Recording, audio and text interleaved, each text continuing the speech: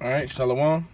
First and foremost, I want to give all praises, glory, and honor unto the Most High Power Yahweh, Bahashim, Yahweh Shai, Wahad Rakak Kwadash. Right, double honors unto the apostles and elders of Great Millstone.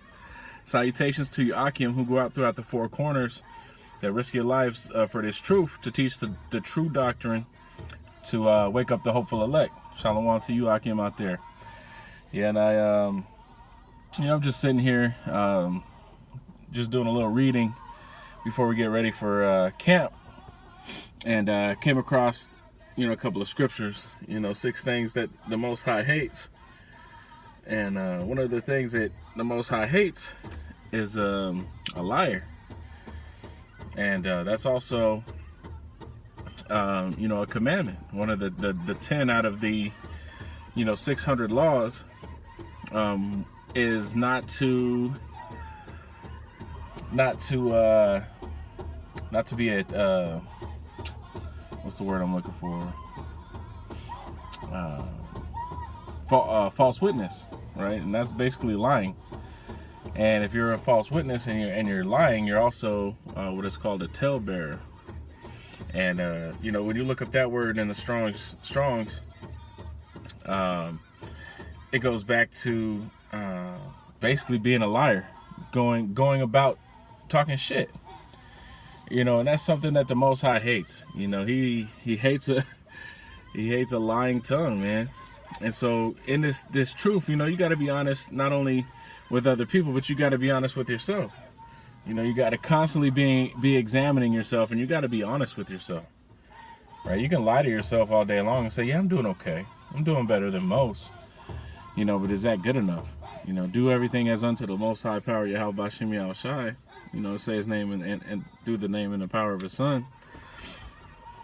Now, are you doing everything as you were doing it unto him? Right, and that's to the best of your ability, obviously. Did you give your all? Are we giving our all? And that goes into, part of your self-examination. Another part of that is not lying to your brothers. If your brother asks you a question, and is asking you for an honest answer, give it to him. You want to be honest. You want to have the same. And if you are upright, you won't need to tell a lie. If you are upright in your ways, there will be no reason for you to need to tell a lie. Because if you are upright, you're walking in the ways of Yahweh Bashim Yahweh Shai. Right? Yahweh Shai was our example, and he gave a good example of how to be as a man upon the face of this planet. All right, so when you get into the scriptures of a talebearer, it talks about how the words of a talebearer wound deeply, right, in the belly, right. The words of a talebearer are painful, and these talebearers have worked their way up into high positions, and they're going about telling lies unto their congregation, telling lies about their congregation. Right, to save face, to exalt themselves, right? But the scriptures say that he that exalteth himself shall be abased, and he that humble himself shall be exalted. Right, so it's beautiful to see these camp leaders of these other camps, these other so-called camps, I should say. It's beautiful to see their leaders lying to their people, because it's just fulfilling prophecy. The truth has to be out there for a lie to be told. And the Wadi Yahweh Bashim Yahweh Shai, he put the truth in the apostles and the elders to bring it out unto the 144,000. Right? So, yeah, they weren't the first ones on YouTube, but, hey, they're the ones that didn't quit on the street. So it doesn't matter who was the first on YouTube, who was the first to use technology. It matters about who never left the flock. Who never told who never told that lie. Now, a lot of people can come back and say, oh, they were part of this doctrine and that doctrine. They were being faithful, right? They were being faithful under their elders, right? And this is a growing process. We're going to learn more, but the part of it is as you learn, do you continue to grow in that truth and that knowledge and that wisdom? Do you take it for wisdom, knowledge, and understanding? Do you test it with the scriptures? Like the mark of the beast, the RFID microchip. They didn't just pull that out of their ass and start teaching that. They weighed it as in a balance, an ephah, right? A just weight. They weighed that out with the scriptures, line upon line, here a little, there a little, right? Roughly paraphrasing. That's how they weighed that out. And they prayed on it. Same with the Cornelius thing. The Cornelius thing is clear as day. But, everybody has this conception in their head of what things should be, and oh, the truth is already out. So if something new comes along, it's got to be fake. Well, a lot of the new shit that's coming out is fake. But if it's coming, divine inspiration from the Most High, He's going to give us the ability to grow.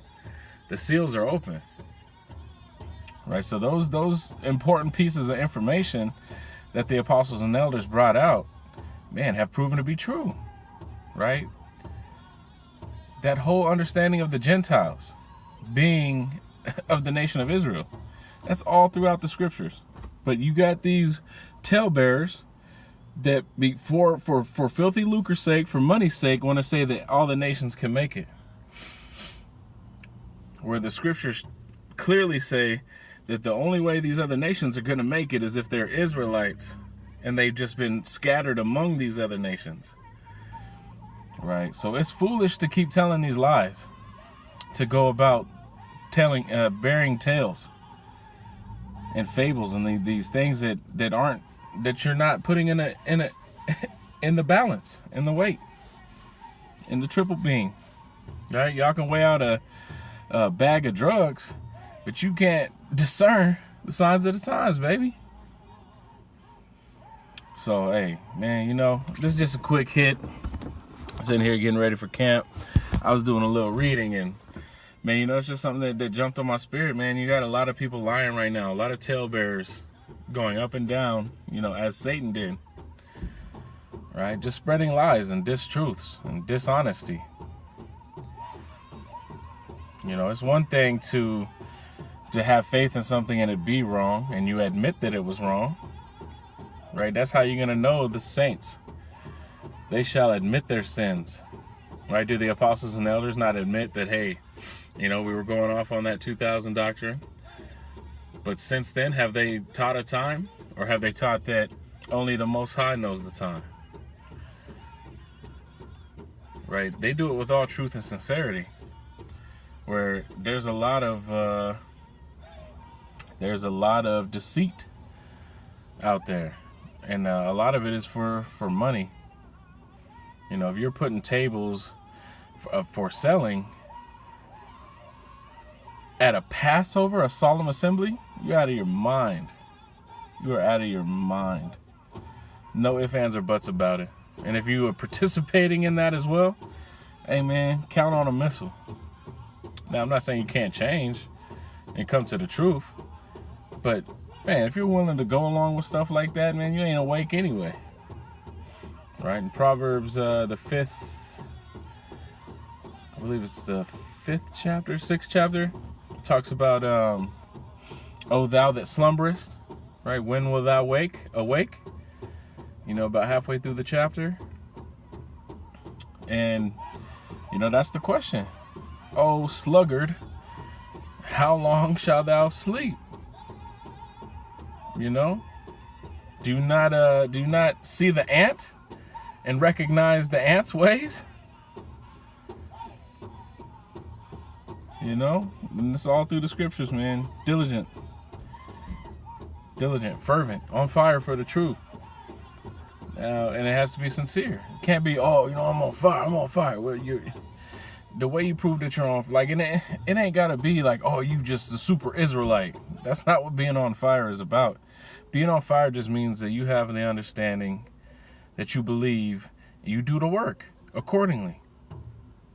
You do the work. The Spirit hits you, you're reading an article, you're constantly watching for things, the signs of the times, the things to come that were prophesied about. And your belief is unto death. So with that, hey, I'm gonna wrap it up. Want to give all praises, glory, and honor unto Yahweh Shemi Yahushua for this truth. And hopefully this was edifying. And shalom to you, Akim, out there.